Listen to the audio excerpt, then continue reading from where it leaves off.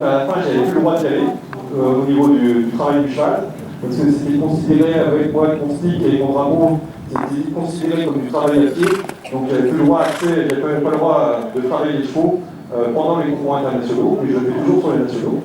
Ça, c'est des problèmes de réglementation, et pour pas qu'il y ait confusion avec. Fin débourrage, le seul propriétaire a acheté fin débourrage. C'est un cheval qui était un petit peu délicat au démarrage, très anxieux. Notamment, il y avait tout un côté droit qui était assez compliqué, on n'avait pas trop le droit de bouger dessus. Donc le démarrage, ça a été vraiment de le mettre en confiance et puis petit à petit l'amener à nous faire confiance nous et nous connaître. Donc c'est un cheval qui nous connaît par cœur, que l'on connaît également par cœur, qui aide dans les situations un peu complexes. Donc il va, mais il fait rarement beaucoup quand je d'autres. C'est un cheval qui a deux très bonnes allures de base. Il a un pas qui est très ample, qui est un petit peu réactif, qui a un pas qui est très ample, très à quatre temps, qui a un galop qui est très en équilibre, qui est toujours très en place dans ses arrêts. Par contre, c'est un cheval qui ne trottait pas du tout au démarrage. Il y avait vraiment un trot de balle qui est assez proche du sol. Il a bien amélioré avec le travail. Notamment, c'est un cheval que j'ai abordé dans l'hiver des 5 à 6 ans, de travail de mobilisation pour arriver vers le café. Alors au démarrage, c'est pas réellement l'idée du café, c'est l'idée d'arriver en fait de faire passer le bac qui doit être une allure bien à 4 temps. Petit à petit, les amener à diagonaliser en fait leur pas, sans penser le café au démarrage, mais plus penser diagonalisation avec les chevaux petit à petit. Voilà. Donc on va passer d'une allure à 4 temps, on va la passer à une allure 2 temps, en fait, juste pour que le cheval puisse diagonaliser. Il va apprendre à diagonaliser. Alors, ce qui est important, c'est un cheval qui est tout petit peu chaud, comme vous pouvez voir, qui a un poil tendu et qui a fait plus que du concours. Alors, on l'a pris parce que ça permettait d'avoir un bon exemple et ça lui aussi permettait d'avoir une bonne séance de travail, que le fait de l'emmener à l'extérieur, ce ne soit pas que du concours. Ça, c'est aussi important pour eux. Donc c'est une étape aujourd'hui qui va être un petit peu compliquée à mettre vraiment en œuvre parce qu'il est chaud et c'est un cheval qui est déjà calé dans le cadre. Donc l'idée c'est vraiment de les amener à diagonaliser, donc à mettre vraiment de l'énergie sans aller trop vite vers là. Alors au début, on va lâcher derrière tout de suite. Pour ça, quand vous allez obtenir quelque chose, derrière, c'est, comme vous avez vu un peu avec Caro et Manu, c'est de pouvoir demander. Bon, là, le cheval est un petit peu bouillonnant, et en fait, quand il est un peu bouillonnant, il est assez facile à monter. On utilise un petit peu cette énergie-là pour pouvoir monter un petit peu dans ses allures. Il faut que le cheval puisse redescendre de pression. Ce qui est important, il faut qu'il apprenne à qu'on puisse monter la pression, mais qu'il puisse apprendre aussi à descendre cette pression. Et donc en plus, en fait, moi le café, je l'ai abordé à partir du pas, et non à partir du trot qu'on rassemble. Ce qui en plus avec ce cheval-là est plutôt pas si compliqué parce que c'est un cheval qui est bourré d'énergie. Et que l'idée du café, donc, on vient les amener à se propulser énormément. Et qu'il arrive à bien faire en avançant et à me réécouter après au bas, c'est pas forcément le cas aujourd'hui, pardon. Et que petit à petit, en fait, avec lui, j'ai essayé d'instaurer un petit peu ça sur un jeu. Et que. Voilà. C'est vraiment quelque chose où moi je fais pas grand chose dessus. Au démarrage, je l'ai même un petit peu déclenché en extérieur, tout bêtement en jouant sur son côté un petit peu chaud. Et là, en fait, à part la tête de langue, je fais pas grand chose. Le cheval est assez vite monté là-dedans. Alors après, quand il est un peu chaud, je suis un petit peu pris dans mon propre jeu, c'est que du coup, comme je joue un petit peu sur sa pression, le cheval a toujours envie un petit peu de donner. C'est un cheval qui est très généreux, qui va toujours donner, il faut toujours un petit peu lui dire oh oh, et le rendre un petit peu payant, ce qui n'est pas sa qualité première. Et qui puisse vraiment arriver à se décontracter au milieu de tout ça. Parce que le café, c'est quand même quelque chose de vraiment très contraignant pour les chevaux, parce qu'on leur demande énormément de pression, Ils doivent venir se propulser énormément sur place. Et tout en restant le plus relâché possible.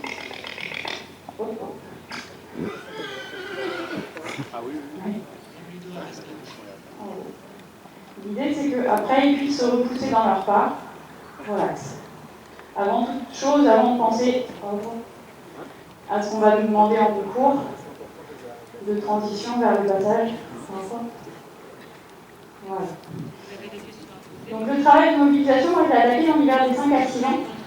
Et ça m'a beaucoup aidé à développer son trop, qui était correct, mais rien d'extraordinaire au démarrage. Par contre, c'est un cheval sur les mouvements, tout ce qui était prolongement appuyé, etc., qui a toujours été très en place dans ses postérieurs. Donc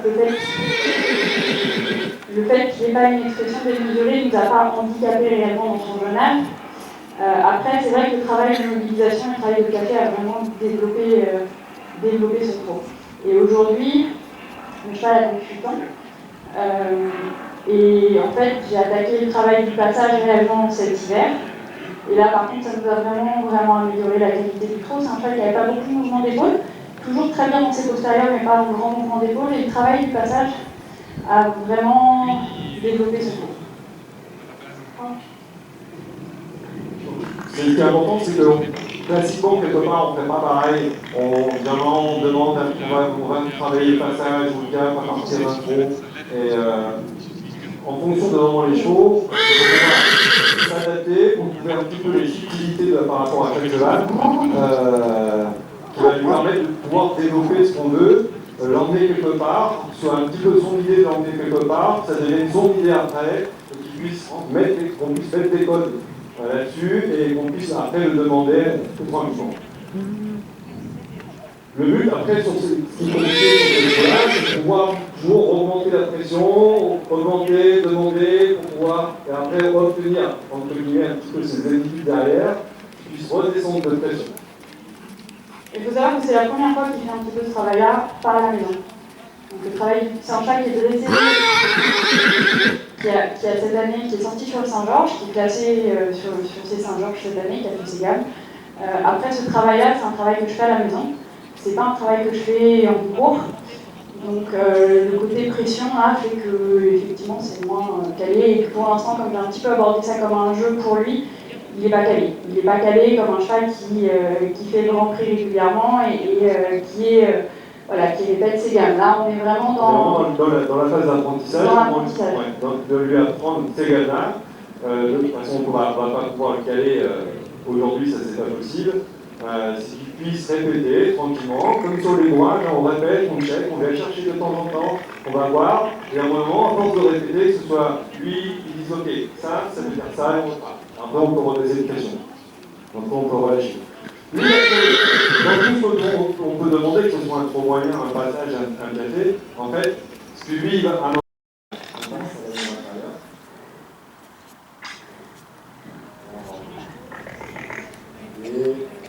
Essaye de mettre un petit peu à la classique, essaye de mettre un petit peu en place le postérieur pour qu'il vienne chercher. Bon, il fait des petites poches, il vient faire des petits joints, c'est pas très grave. Alors ça, par contre, c'est quelque chose qu'il fait absolument jamais à la maison. C'est plus le côté émotif un peu ici. Ça reste un entier, donc les entiers vont un petit peu contre de temps en temps. Mais il faut qu'il apprenne pour se servir de stick, pour aller venir en chercher, pour qu'il mette un petit peu plus en place derrière de temps en temps, mais que ce ne soit pas une fuite pour lui.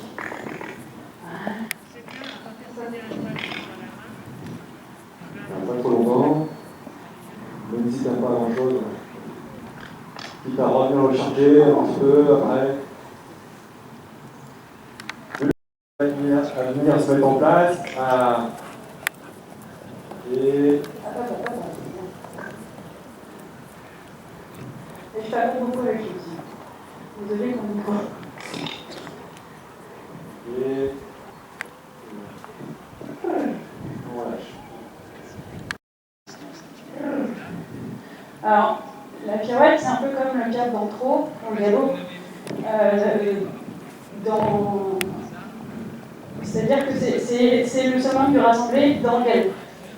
Bon, ça tourne, c'est incurvation, mais par contre, au niveau du rassemblé, c'est le mouvement le plus contraignant pour. Il doivent venir continuer à se propulser, à s'incurver, à reporter énormément de poids sur les hanches pour pouvoir effectuer la pirouette correctement. Alors il y a beaucoup d'exercices préparatoires au travail de pirouette, surtout ce qui est des incurvations, tout ce qui sont en incurvation. Notamment, on peut appliquer sur la détenue. Voilà, on commence déjà avec le cheval un petit peu plus dans le rassemblé et dans l'incurvation. On peut travailler par les appuyés, qui sont des détenues tridiagonales. Après, on peut attaquer le travail sur le cercle, des hanches de dents sur le cercle. Donc je dois pouvoir, ce qui n'est pas forcément toujours le cas, contrôler exactement tous ces pieds tout le temps. Et dans ce travail-là,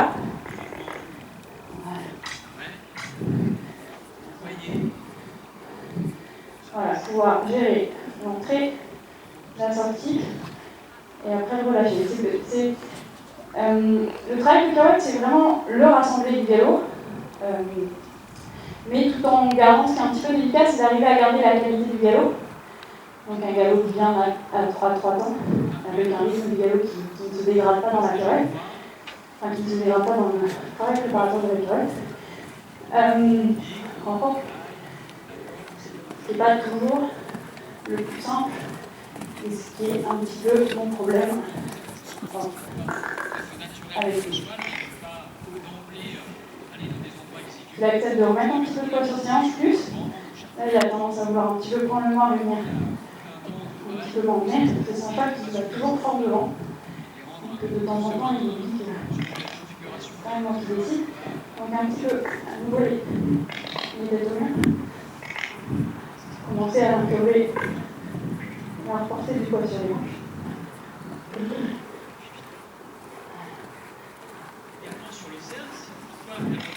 On travaille les hanches dedans.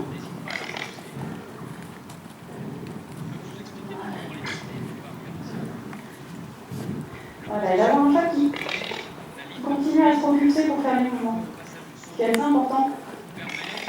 Souvent, on a des choses où on voit, alors à ce niveau, à n'importe quel niveau d'ailleurs,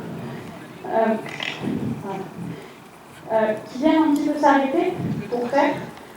Donc, vraiment, l'idée, c'est d'arriver à ce qu'il continue à se propulser et à s'équilibrer devant. Donc, à accepter de reporter du poids sur la hanche pour faire. Après, les petites fautes, pas très graves, on a pas mal au début, qu'il faut accepter, qui vont un petit peu s'améliorer avec le temps. Et il faut que les chevaux comprennent un peu le mouvement. Lui, il a une assez bonne mobilité des hanches, des épaules, donc c'est assez pratique. C'est un cheval qui peut faire un petit pied loin, un petit peu comme ça derrière, mais plus d'une attention qu'autre chose, et un peu de tension. Donc il vient un petit peu se durcir devant. Mais c'est un cheval qui est assez doué dans ce mouvement-là. Mon plus gros problème, c'est plus la phase de préparation de la pirouette, la qualité du galop avant la pirouette que la pirouette en lui-même. Alors, je ne sais pas si vous avez vu, mais à un moment, Maxime, en fait, le cheval déjà commence à se relâcher un peu plus dans son galop, il commence à être moins un petit peu précipité dans ce qu'il fait, moins vouloir toujours aller vers le vent. Donc le cheval commence juste à se relâcher, à pouvoir souffler un peu plus. Et là, tout à l'heure, je vous parlais de relâchement. Mais en fait, de temps en temps, Maxime le relâche dans ce cas-là. C'est-à-dire, à lui pose des positions et on va dire, ok, tu fais bien.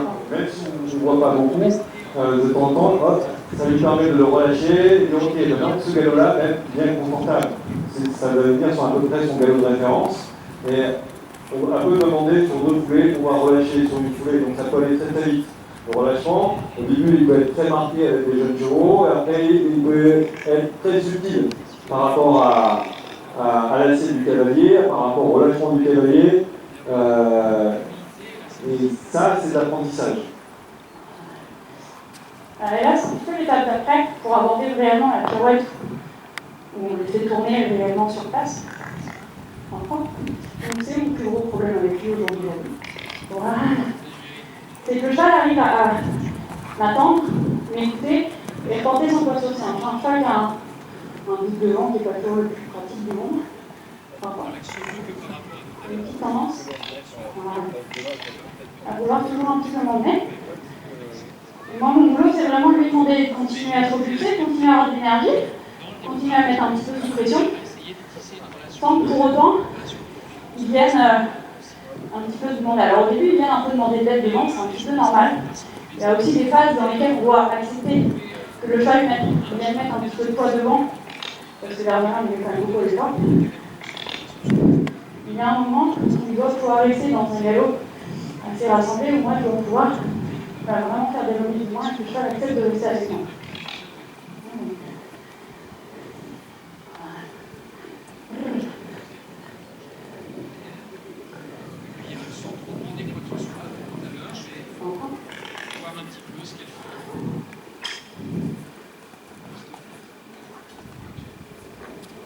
Donc physiquement, ça coûte, hein, je ne sais pas si vous avez entendu, mais normalement il a râlé le cheval. Il est parti sur sa pirouette. Donc physiquement, émotionnellement, et physiquement, ça coûte de l'énergie, il est obligé d'aller faire l'effort. Le but du jeu, c'est pas de faire 25 tours pour pouvoir le caler, c'est pouvoir, lui, ce qui est important, c'est pouvoir qu'il puisse entrer dans cette pirouette-là et savoir quoi faire dans cette pirouette-là et comment en sortir de cette pirouette-là. Et m'attendre aussi, parce que c'est aussi une phase où souvent au début, pour les déclencher, on essaie de tourner assez rapidement. Et c'est notamment ce que j'ai fait. Après, c'est pouvoir contrôler les pieds tout le temps que le cheval puisse être, arrête, vous, tout le temps. Stop. Là, relâche. On revient, on est sur un galop normal, mais relâchez. Voilà, relâche plus.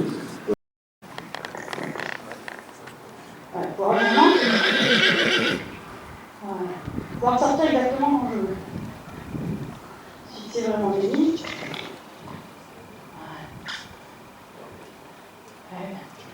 Voilà. Et pouvoir vraiment ressortir sur ma jambe intérieure exactement quand je veux. Voilà. Voilà. Et là, je peux vraiment contrôler son galop et je peux vraiment contrôler l'entrée. Au final, il tourne sur 2 foulées, donc c'est vraiment très court. Et la sortie. Et je dois pouvoir sortir exactement comme je veux. Là, c'est un carré, ça peut être un triangle, ça peut être un petit peu n'importe. Donc c'est le cavalier qui décide et qui rentre à partir d'une ligne et qui ressort à partir d'une autre ligne. Mais ce qui est important, c'est de pouvoir.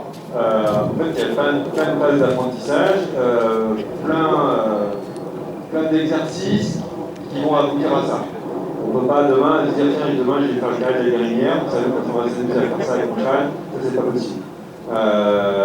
Il faut, les préparer, donc qu'on soit assez pédagogique et assez pédagogue par rapport à eux, et assez éducateur par rapport à eux, les emmener physiquement, émotionnellement à ça, parce que ça leur coûte, ça leur met de la pression, ça leur coûte, au niveau physique et émotionnel.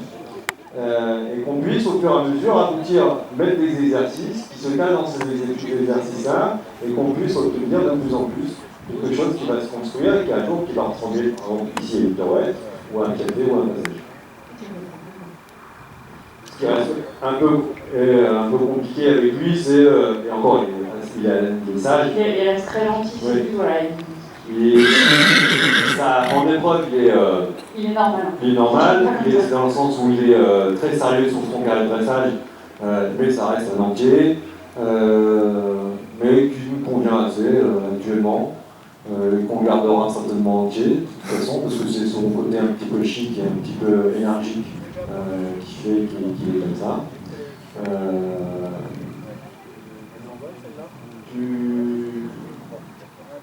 Tu veux faire autre chose?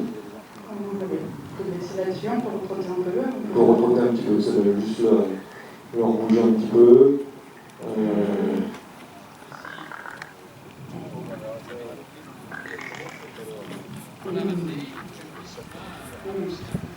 Alors si vous avez des questions, n'hésitez surtout pas à lever la main, je peux venir à votre rencontre.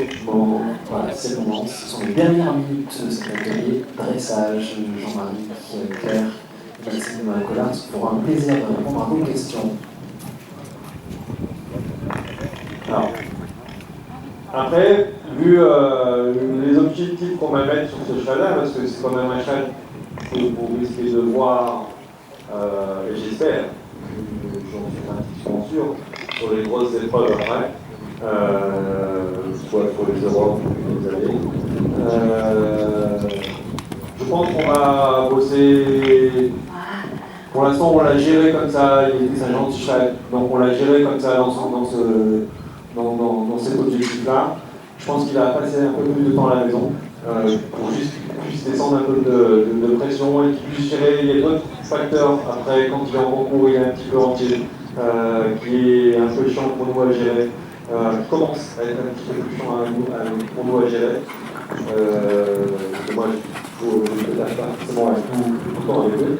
Donc je pense qu'il va passer un peu plus de temps à la maison pour le caler au moins au niveau émotionnel, qu'il puisse redescendre de pression un petit peu plus vite et que ce soit un peu moins émotionnel pour lui.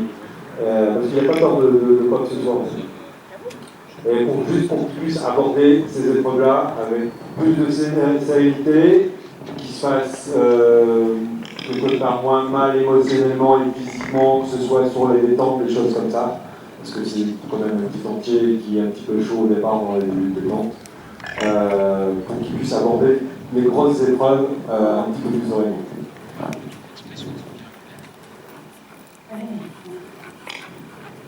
Ok, extra, on va laisser là-dessus.